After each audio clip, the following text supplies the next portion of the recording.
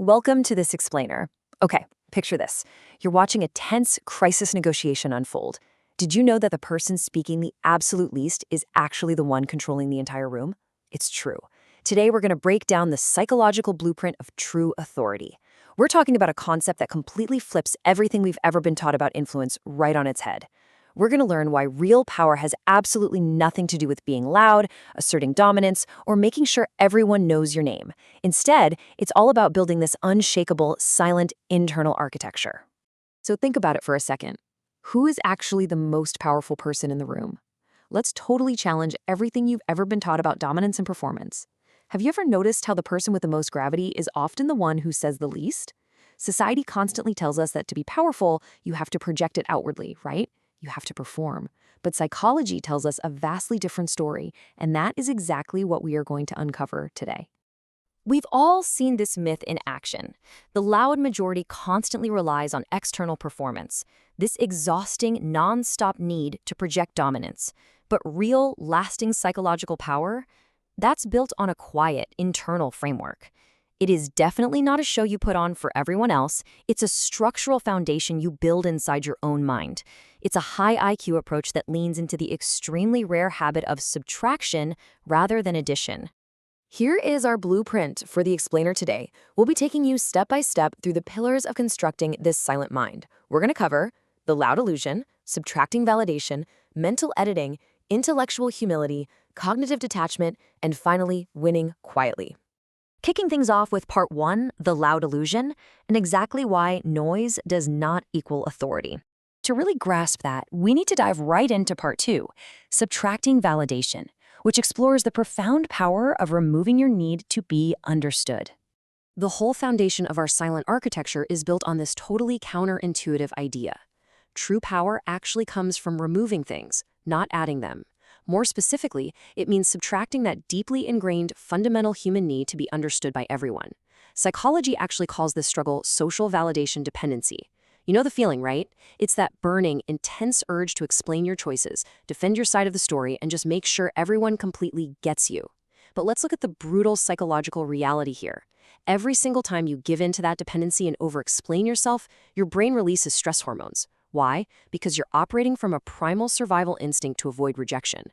You are literally stressing your own nervous system out just to manage other people's perceptions.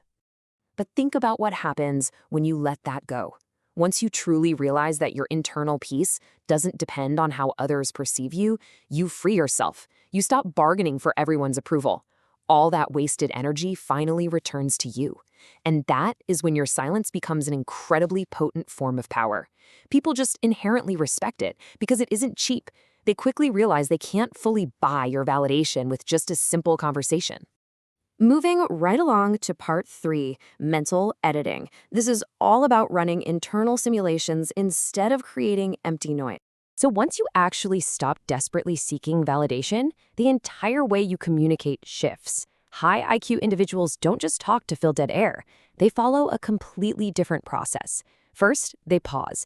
And people often mistake this pause for being slow, but it's actually a sign of incredible strategic depth.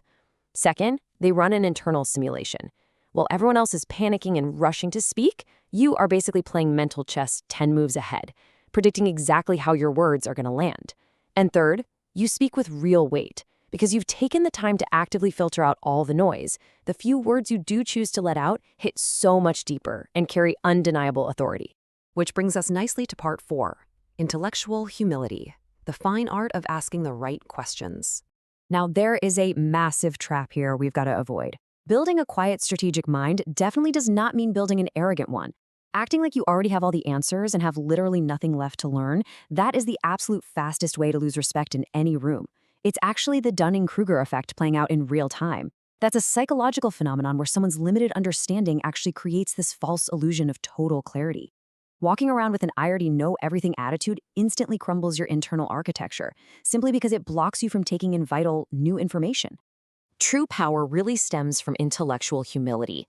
When you finally abandon the exhausting need to perform, to look like the loudest guru in the room, and instead focus your energy purely on asking the right questions, a massive shift happens. People immediately stop viewing you as a desperate performer crying out for attention. Instead, they naturally begin to see you as the master strategist you are. Let's pivot to part 5, cognitive detachment. This is the ultimate defense mechanism for your mind. Okay, so how does this silent architecture actually hold up against external attacks and, messy group dynamics? Because let's be real, things will inevitably get messy. When attacked, almost everyone defaults to an emotional reaction. They get defensive, they fire back with anger, but doing that hands the aggressor the exact payoff, the exact reward they are looking for. The silent architect does something different. They use cognitive detachment. When you just step back to observe the pattern neutrally, you completely remove the aggressor's reward. You totally strip them of their power, just by denying them the reaction they're desperately craving. Let's be very, very clear about what this means, though. Cognitive detachment is absolutely not about suppressing your feelings or pretending you just don't care. It is all about controlling your response. You're choosing to observe interactions as patterns within a neutral system, rather than internalizing them as personal attacks.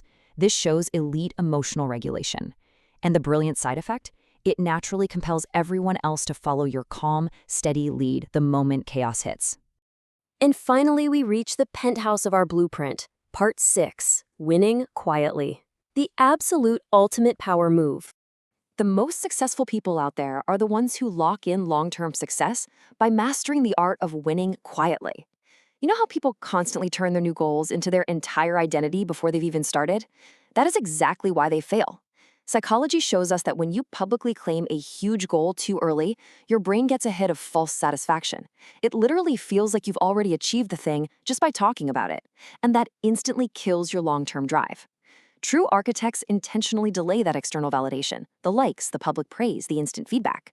They do it to fiercely protect their internalized progress and preserve their effort for the long haul. Quiet winners refuse to turn unfinished goals into their identity. Flying under the radar for longer completely removes the heavy burden of everybody else's expectations. It gives you the quiet space to build something incredibly real, highly self-regulated, and deeply rooted. Because you aren't getting distracted by early praise, your foundation stays rock solid.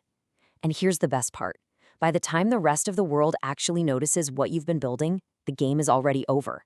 You've already won. So I'm going to leave you with a question to chew on today. Are you currently building your power in silence? If you are in a season of quiet progress right now, take a moment to reflect on how you observe the room rather than try to dominate it. If you found this explainer helpful, make sure to keep returning to these concepts. Until next time, keep thinking in layers and keep building your silent architecture.